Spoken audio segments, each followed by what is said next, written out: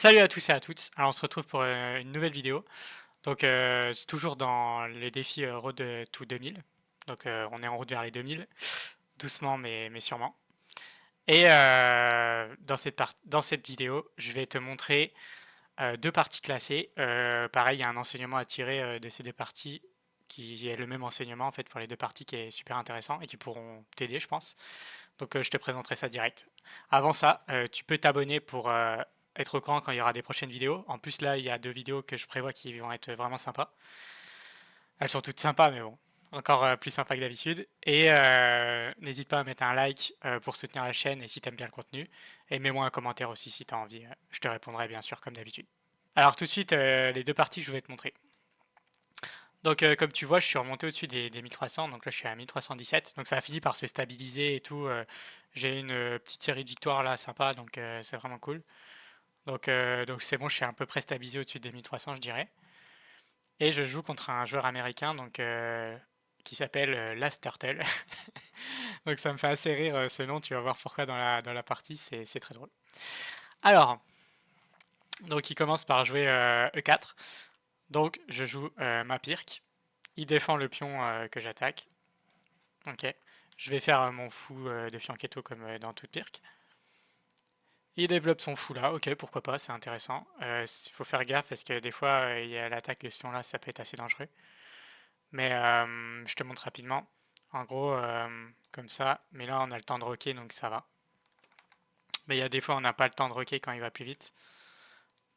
Et dans ce cas-là, il faut jouer E6 en fait pour éviter d'avoir des problèmes. Mais bon, c'est ok. Il joue petit roc. Je joue petit roc, on protège, il met son deuxième pion au centre, ok, intéressant. Donc c'est une pirque classique. Je commence à vite fait à prendre les ouvertures un peu plus de manière approfondie, mais bon, c'est pas encore ça. Mais c'est la pire classique, donc voilà. Donc c'est vraiment un dispositif que je vois assez souvent. Donc je développe mon cavalier là, ok. Donc je sais pas si je dois le développer là ou là encore.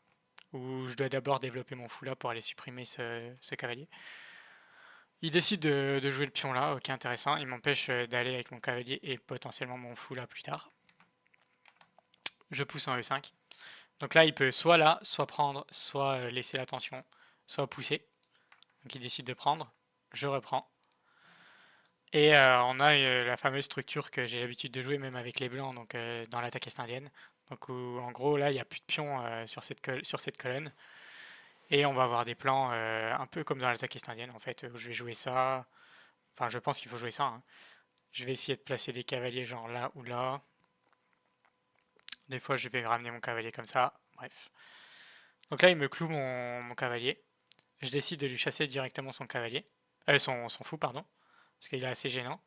Mais il va le reculer, il va laisser la tension là. Bon, après, ça va parce que bon, je protège avec mon fou, donc ça va. J'interdis en fait les deux cases là avec mon coup de pion à son cavalier pour éviter qu'il rentre dans mon terrain. Parce qu'en fait, si je fais pas ça, imaginons que je joue ça, là, je peux avoir des trucs vraiment gênants qui commencent à arriver. Et je veux m'éviter ça en fait. Même s'il est vraiment bien défendu pour le moment, hein. Mais des fois, il y a des trucs un peu bizarres qui se passent, donc je vais éviter ça. Donc c'est pour ça que je joue directement C6. Donc là, il avance sa dame, c'est sûrement pour doubler avec une tour. Je déplace ma tour. Donc là, je vérifie bien qu'il n'y a pas d'échec bizarre, mais on est bon. Donc il double comme prévu. Je développe ma dame là. Alors j'ai hésité à la mettre ici aussi. Mais surtout, elle attaque le pion ici. Et vu que son fou noir est là, il ne peut plus défendre en fait. Donc il va sûrement pousser. Après, ça donne pas grand chose. Je te montre rapidement ce que j'ai réfléchi. Donc là, il attaque ça. Donc il va pas ramener sa tour là. Il va sûrement pousser. Soit il va jouer son cavalier là, mais bon, des fois c'est un peu bizarre, tu vois. Par exemple, on pourra avoir des trucs comme ça, et là je peux menacer des fourchettes. Donc c'est un peu chelou. Soit il va tout simplement pousser son pion, souvent c'est ce qu'il joue. Et là j'ai pas trop d'avenir non plus, tu vois. Ok, j'attaque son fou, mais. Enfin son cavalier, mais il est défendu et tout. Bon. Du coup, je décide de mettre madame ici. Plutôt un peu plus calmement. Elle est un peu plus. Elle est moins exposée aussi, donc c'est cool. Il pousse son pion. Donc il pousse son pion. Ok. Je développe mon cavalier, j'attaque son pion et j'attaque là et là en même temps. Bon, c'est protégé par son cavalier, hein. Mais tu remarqueras que là, J'attaque 2 fois, donc c'est un peu embêtant quand même. Et j'attaque sa dame. Donc là, les seuls coups à peu près corrects, c'est ça ou ça. Parce que là, en fait, aussi en développant ma dame là, l'important c'est que je me suis enlevé du clouage aussi, hein. Ça, j'ai pas dit, mais c'était aussi mon idée, quoi. Parce qu'en fait, le clouage là est désagréable, du coup, on développe la dame. Et là, il fait un coup qui me paraît très bizarre. C'est qu'il vient avec sa dame ici. Donc je peux pas prendre directement là, tout simplement, parce qu'en fait, ma dame, elle sera en l'air. Donc ne pas faire cette erreur. D'ailleurs, erreur un peu typique que mon adversaire avait fait quand j'étais dans les 1100 Elo, quelque chose comme ça. Il y a une vidéo, en gros, où le mec, en fait, il pense à ça, mais il pense pas que sa dame, elle est pas protégée, tu vois. Donc ouais, c'était assez drôle. Donc là, je décide d'échanger les dames. Et du coup, je peux prendre ensuite son pion gratuit là. Il prend, mais je prends. Et là, il vient là, je sais pas trop pourquoi. Pour peut-être me menacer là. Je dis ok. Donc là, je prends. Il prend avec son fou. Et là, en fait, je vais jouer un coup tactique. Donc je vais prendre ici. Parce qu'en fait, je gagne un pion et je détruis un peu son rack. Parce qu'en fait, en prenant le pion là, son fou est attaqué. Et en fait, soit il recule son fou. Et du coup, moi, je vais reculer le mien. Donc j'ai gagné un pion dans l'affaire. Je sais pas, par exemple ici, imaginons. Soit il reprend, et là je l'attaque. C'est un peu une attaque à la découverte, tu vois, un peu bizarre où je gagnais un pion, quoi. Donc c'est cool. Donc là je prends un avantage parce que j'ai 2 pions d'avance du coup. Donc c'est ça qui se passe dans la partie. Il décide d'attaquer mon cavalier. Donc là j'ai plusieurs coups pour le défendre. Donc soit j'aurais pu jouer. Non, je peux pas jouer là parce que c'est cloué. Mais je peux reculer mon cavalier en fait. Tant que je bouge pas en fait ça, mais après il pourra reprendre, tu me diras. Donc ça ne va pas. Ouais. Donc je décide de contre-attaquer son fou en fait directement pour éviter de perdre mon pion tout simplement. Donc c'est ce qu'il fallait jouer à mon avis, hein. Il prend. Sauf que là il y a une tactique encore une fois. C'est que je prends et en fait je supprime le défenseur du fou. Et ce qui fait qu'il va prendre et je prends et il abandonne. Donc en fait il y a eu une méga tactique quoi. Là il a pris, mais là il n'y a que son cavalier qui défend et je l'attaque. Donc je supprime le défenseur et en plus j'attaque même sa tour. Et là il décide d'abandonner directement. Donc voilà, donc c'était vraiment les tactiques. Et là, tu vas me dire, ok, très bien. Et du coup, c'est quoi la leçon à tirer? En fait, ce qui s'est passé, c'est que le mec s'appelle Turtle, mais en fait, tu vas voir qu'il joue très très très vite. Et en fait, je pense que aux échecs, il faut vraiment prendre son temps, même sur des coups qui nous paraissent un petit peu bateaux, parce que en fait, ça augmente la probabilité de faire des boulettes. Et en fait, si tu vois à la fin de la partie, il finit avec 8 minutes 38 secondes, tu vois. C'est vraiment énorme, quoi, sur 10 minutes. Surtout qu'il n'y a pas de rajout de temps. Et moi, je finis avec 5 minutes 49, tu vois. Donc en fait, le mec, il a beaucoup, beaucoup moins réfléchi. Et la notion de temps, bah, faut vraiment prendre son temps, quoi. Le mec s'appelle Turtle, mais il a pas du tout pris son temps. Donc ça évite vraiment des énormes boulettes. Donc ouais, il faut vraiment prendre son temps. Et comme tu vois, regarde les premiers coups, par exemple, regarde, 9 minutes 58, 54, 53, 52, 50. Tu vois, moi je suis déjà à 9,29, alors que c'est des coups que je connais quasiment tout par cœur. Tu vois, là je joue pas de manière automatique, puisque je regarde quand même ce que fait mon adversaire. Mais tu vois, genre là j'ai hésité par exemple à développer mon cavalier, où c'est que je le mets ou quoi. Et lui il joue tout en 2 secondes, quoi, tu vois. Là il a mis 5 secondes, 3 secondes, tu vois. Tu vois, là par exemple, là j'ai réfléchi 40 secondes pour me dire est-ce que je défends comme ça, est-ce que je bouge ma dame avant, tu vois, je me suis posé des questions. Et il a tout joué de tempo, quoi. Donc, ouais, prendre son temps. C'est clair qu'il faut prendre son temps. Donc je te montre une deuxième partie. Donc là c'est la partie juste après. Donc 1325 contre 1311. Très bien, donc c'est parti. Donc là j'ai encore les noirs, donc il joue 2 pions au centre, ok. Et là tu vois il joue échec, sauf que là ça ne va pas. Pourquoi ça va pas? Parce qu'en fait l'échec là il est jamais trop utile. Parce qu'en fait en mettant échec, je vais pouvoir, déjà je me défends un peu comme je veux. Donc je peux défendre de plein de façons différentes. Je peux, voilà, toutes les façons dont je peux défendre. Donc j'avance le pion, je défends avec le cavalier ou je fais le fou là. Donc en fait, il n'y a jamais trop de danger. Donc là, comme tu sais, il y a plusieurs choix de défendre sur des échecs. Donc soit je mange la pièce, donc là je peux pas. Soit je contre-attaque la pièce. Donc là, il y a deux façons de contre-attaquer la pièce. C'est en mettant le fou là, je contre-attaque avec le fou. Bon, il pourra prendre et je pourrais prendre du cavalier par exemple. Je te montre ce que ça aurait pu donner. Comme ça. Ok. Soit je contre-attaque du pion. Comme ça. Donc ça, c'est toujours les coups que je regarde en premier maintenant parce que j'ai une vraie discipline et tout sur ça.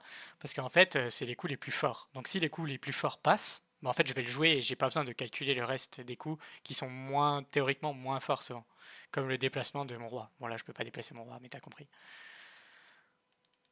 Donc, donc là, il y a ce coup de pion là. Donc c'est le coup que j'ai joué. Et les deux autres coups, en fait, tu comprendras que ça sert à... Si je joue ça, alors déjà, il peut échanger, ça me double mes pions. C'est pas si grave, mais bon, ok.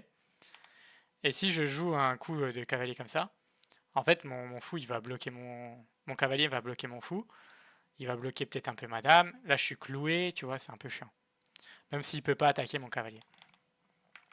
Donc en fait, en faisant ça, je vais jouer le coup de pion. Et en fait, ça le contre-attaque et ça l'oblige à rebouger son fou et donc à perdre un temps. Et en plus de ça, mon pion là, il est très intéressant parce que souvent je viens avec là pour éviter que par exemple un cavalier débarque ou un fou, tu vois, comme là quoi.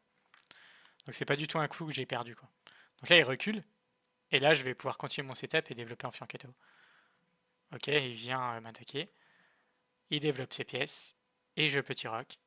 Et là il pousse. Alors souvent les poussées sont assez mauvaises, surtout quand il y a deux pions, j'ai déjà remarqué c'est assez mauvais parce que en fait je vais pouvoir échanger comme ceci.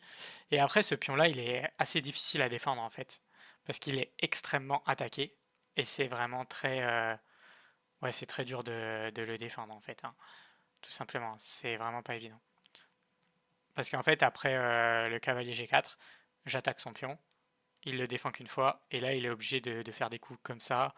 Je pourrais venir encore avec mon cavalier là, attaquer encore plus ce pion. Tu vois, c'est très dur de le défendre. Et souvent, j'ai déjà remarqué qu'il joue ce coup de pion là pour chasser mon cavalier. Donc très bizarre, mais ça arrive extrêmement souvent. Ou alors ils font petit rock, ici. J'ai déjà remarqué. Donc là, il décide de vouloir chasser. Je prends son pion. Il prend, je prends. Ok, très bien. Et là, encore une fois, tu vois, il a joué son rock en 2 secondes. Et en fait, je pense qu'il s'est un peu trop précipité en se disant, ouais, je vais vite mettre mon roi à l'abri. Sauf que là, il y a un énorme problème pour lui. C'est que vu que son fou a quitté là, bah là, je peux directement attaquer son pion. Et là, ça fait vraiment mal, quoi. Alors qu'il aurait pu tout simplement défendre assez facilement avec un coup de pion comme ça, par exemple. Et il n'y aurait jamais rien eu. Là, il attaque ici.